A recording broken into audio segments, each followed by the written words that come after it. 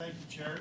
Given the nature of the anticipated evidence and the controversy surrounding it, I will be requesting that both witnesses be sworn or affirmed to tell the truth. Okay, thank you, Mr. Brock. So you're moving a motion to have the witnesses swear an oath or affirm. Okay, so any objection to that, Mr. Nakvi?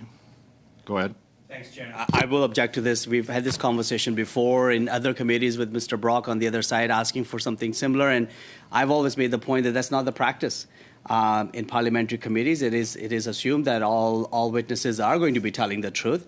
This is not required by the standing orders either, and I think it sets a dangerous precedent, and I think it really undermines the witnesses in terms of that they somehow will not be sharing the truth if they are not sworn and affirmed. And so I request that this motion be denied. Thank you. Okay, thank you. Just for clarification's sake, to Mr. Brock, you did move this on a point of order, so I'm gonna. You can't move it on a point of order. I've been notified by the clerk on that. 145, Mr. Brock. Mr. Anderson, you are a self-admitted liar. You lack any credibility whatsoever. It really begs the question, how much did Minister Boissonnault pay you for your silence? Mr. Chairman, How much did he pay you? I have not had no communication with Minister Boissonnault. You've only had one other partner in your entire operation with GHI and GHS. You've confirmed that is Randy Boissonnault. The word partner in all of these email exchanges was never autocorrected, was it? Was it?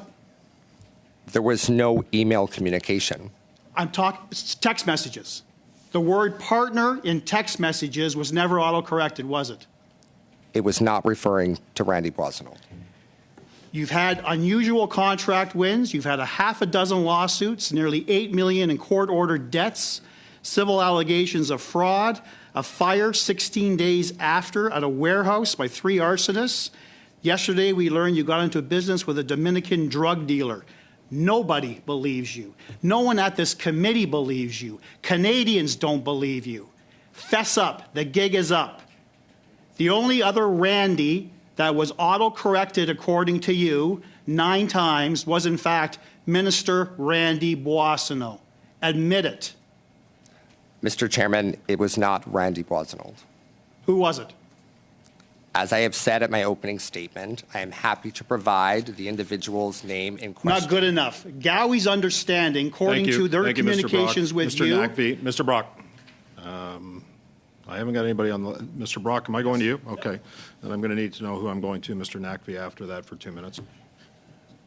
Mr. Anderson, it's time to stop playing games, and it's time for your come to Jesus moment, and to be honest. It was very difficult for you to admit that you lied to Global News. You panicked. Don't know why you would panic at that earliest opportunity, other than to suggest you were protecting your friend, Randy Boissonnault, Minister Randy Boissonnault. At all material times, pursuant to emails and other documentation reviewed by Global News that you lied to, it was always Gowie's understanding that when you referenced Randy, that it was in reference to Minister Boissonnault. You had told Gowie on a number of occasions that Randy Boissonnault was a partner in GHI and a public official. This was confirmed by Gowie to Global News. Now, clearly, you're not going to say that they are lying because this is information that Gowie received from you. So the only one that's lying right now is you. And I'm trying to understand why you insist on continuing to lie to protect Minister Boissonnault, other than some perhaps financial arrangement between the two of you. That $500,000 that you pocketed, you had no intention of delivering the goods. You gave back, what, $10,000 of that? You've never paid it back, have you, that $500,000? Answer the question. Did you pay it back? You're mistaken when Did you you pay say it back, you're yes or mistaken no? when you say it's not a yes or no answer.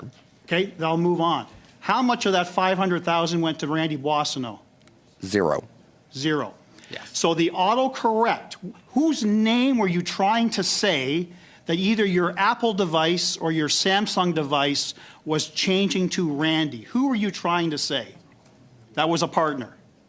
You were referring to an individual that worked in our office. No, sir. No.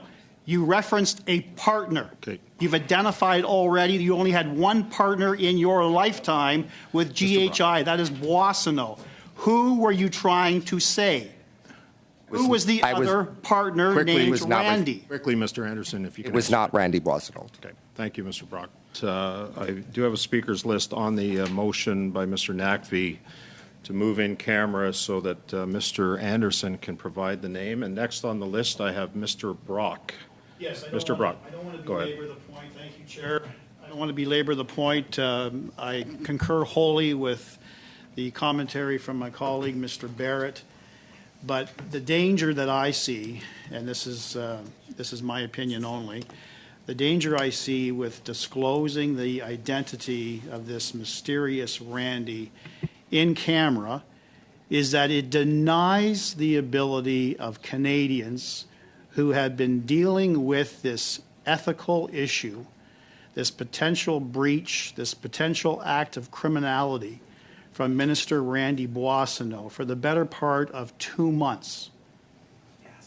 And given that this particular witness had every opportunity to give us that information, not only today, but a month and a half prior, pursuant to a ruling of this particular committee, concerns me. And it concerns, in my view, it concerns Canadians who are watching this and want to know, finally, who the Randy is that was referenced in these very damning text messages.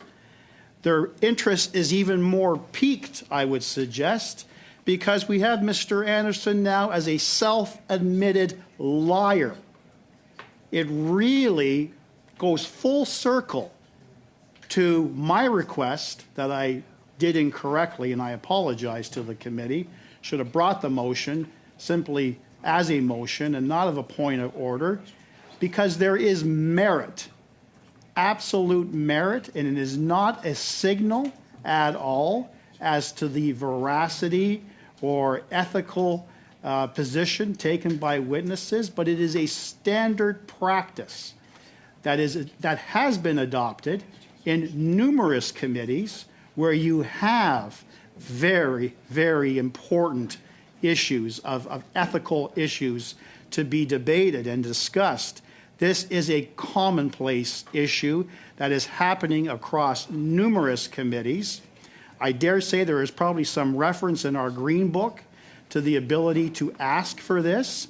And I find it ironic that my Liberal colleague, Mr. Nakvi, a former Attorney General of Ontario, would take the position that we should just presume that witnesses who testify at committee are presumed to tell the truth without that ambit of scrutiny, the honest oath given on a Bible or some other religious instrument, or an affirmation to tell the truth. It binds the conscience of individuals to give us the straight facts without holding anything back, without embellishing. And in this particular case, he admits that he lies. In the former environment that Mr. Nakvi and I participated in, it happens every day in thousands of hearings in Ontario. It does not presume a lack of credibility with any witness. It's just a requirement that binds the conscience. And I think Canadians, given all of these circumstances, and now hearing that this witness is adamant that there is so much secrecy surrounding this particular surname of another Randy, if it is even Randy, because we don't even know if the first name of this individual is Randy. Is it spelt? I heard the evidence that it's perhaps a female.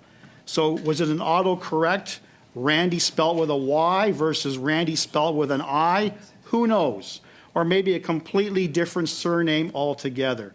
These are questions that not only are parliamentarians grappling with, but the nation is grappling with, and the nation deserves to know the identity of this other person today. Full stop. Okay, thank you, Mr. Brock.